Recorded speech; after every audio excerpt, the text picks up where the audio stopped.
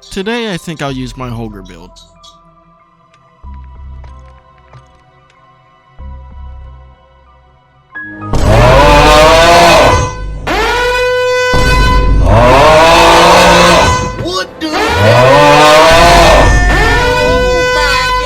Hi, I'm Flaky, and what you just witnessed was the worst case scenario. A gun that was slow, inefficient, and worst of all, looked really stupid. But in today's video, I'm going to show you how to do the exact opposite. I want to show you how you utilize the Gunsmith in Modern Warfare Zombies so you can bring out the best in whatever tool you choose for the job. So grab your stolen Allen keys from Home Depot and join me as we learn how to gunsmith in Modern Warfare Zombies. Now, before we begin, we have to ask the question, what exactly is the Gunsmith? It's more than just where you add attachments. The Gunsmith is the one-stop shop for creating your build, where you not only add your attachments, but where you can get a comprehensive breakdown on how your weapon will work down to its core, as well as test it out in the firing range so you can fine-tune it as need be. As far as knowing what to put on your weapon, however, we need to know more information about it. What is it good at? What does it struggle with? What should be prioritized? And what doesn't matter? In some of these cases, the weapons have helpful context to the general role the weapon is supposed to fill in the weapon description. Now we move on to the core principles you'll need to factor in when creating your build. Speed, controllability, and killing potential is the name of the game in Zombies. Speed is all about your weapon aiming, movement, and reload times. Controllability is all about your recoil control, shot spread, and sound profile, and just generally how the weapon is going to react when you fire it. And last, but arguably the most important, killing potential. Your damage, range, and ammo capacity all factor into your killing potential. All three of these core factors should be considered when modifying your weapon. Skewing your performance too far in one way could significantly impact your overall ability to viably use that weapon. Let's try it together, shall we? Here we have a Holger 26, a pretty standard jack of all trades master of none assault rifle. Now what we're going to do is just click on any attachment slot and then pull up our weapon details. From here, we can see the full ins and outs of our weapon. As we take a look around, we see our Holger has a low 40s damage output and a minimum damage range of 36.8 meters, which is pretty good. We wouldn't have any need to touch the range. However, we have a lower bullet velocity for one, which isn't high priority, but also a fire rate of 588 rounds per minute, one of the slower automatic fire rates in the game, as well as a ADS time starting at 260 milliseconds. Most attachments in the game have debuffs to your ADS time, so this is one stat we need to prioritize. Not to mention, the 30 round mags you'll be using will make it a chore when you need to reload, and it's going to take no less than 2.8 seconds to complete. You can easily see the drawbacks to this weapon now, but how can we make it better? Personally, I would focus a lot of effort here on speed and killing potential. We can realistically create a build that spreads out amongst all three, but I think it's important to focus on our weak points first. Now the next question is, what attachments should we be using? The first pick I would say is to grab a bigger mag. Reloading is important, but that can be mitigated with speed cola. Bullets, however, require pack-a-punch, and most guns already have their capacity doubled when pack-a-punch. However, in the case of the Holger 26, you actually get triple the ammo when you pack-a-punch. So a 40 round mag seems like a no-brainer when you upgrade it to a 120 round mag. Now we are going to take a big hit to our ADS and our sprint to fire time, so that'll need focus so we can mitigate those cons.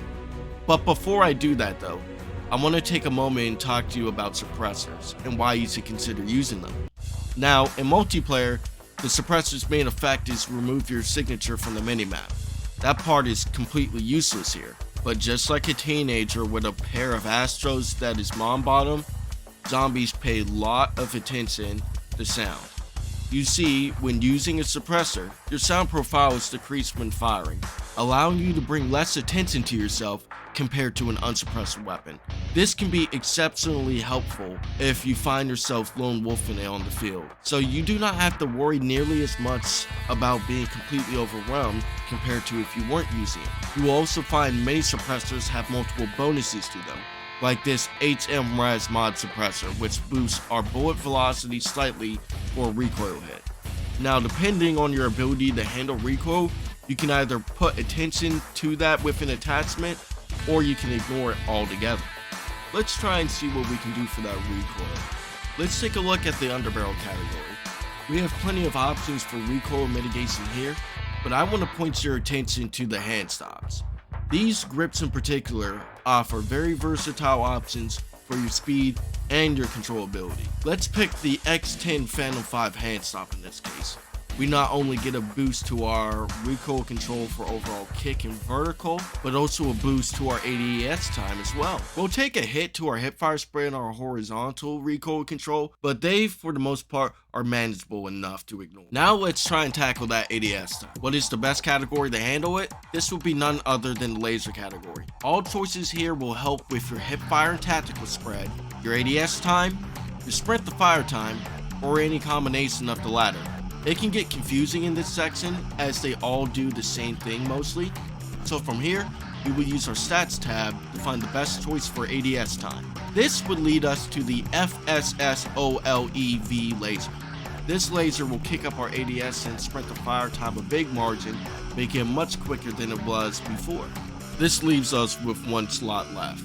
Now, we do have a lot of different options we can go, so it's generally your call. Stocks, pistol grips, ammo, and barrels are generally what I like to call wildcard choice. Whatever factor you want to specialize in, they got what you are looking for. Optics, on the other hand, are more up to personal choice. You can realistically forego one because you like the iron sights you have, maybe you don't and you want to add one for a clear sight picture, or maybe you need more magnification for that long distance relationship you got going on. Personally, I'm going to go with an ammo type with high penetrative power. This will allow us to compensate for our slow fire rate with bullets that will carry more power, allowing us to do more damage to our horde. This leaves us with none other than the king of bullet penetration itself, armor penetrating rounds. This will cap off our holder build. Moving over to the gun range, we can check out our finished build and see how it's going to act whenever we use it on the field. From here we can see that this gun has speedy target acquisition with laser-like accuracy easily to 20 meters. This leaves it safe to assume it would be able to compete in low 30s as well. However, sword-controlled bursts should be prioritized from 50 meters out. Now this is not as important as most of your engagements will be within 30 meters, so this presents us with an AR with a primary focus on speed and killing potential, allowing us to come out on top with an otherwise slower firing and handling assault rifle. Now that we have the Gunsmith covered, we need to talk attachments. More specifically, universal attachments. These are attachments that are accessible on any other weapon that falls into the same class. There are some exceptions to this rule in some cases, but generally it goes as follows. SMGs and some shotguns can have attachment compatibility. Pistols only have compatibility with other pistols. ARs can be compatible with some shotguns, battle rifles, light machine guns, and sniper rifles. However, some attachments will be incompatible and instead have a L variant of that attachment for high caliber weapons. There are a ton of these, so I went ahead and compiled a list of some of the best universal attachments to offer. I've bracketed the weapon types and categories they belong to. Any L's you see indicate that only the L variant is available on the non-assault rifles. Feel free to pause this video and take a look at the list. Be sure to test your combinations in the range. You may find some weapons have some strange effects when combined with different weapon and attachment setups.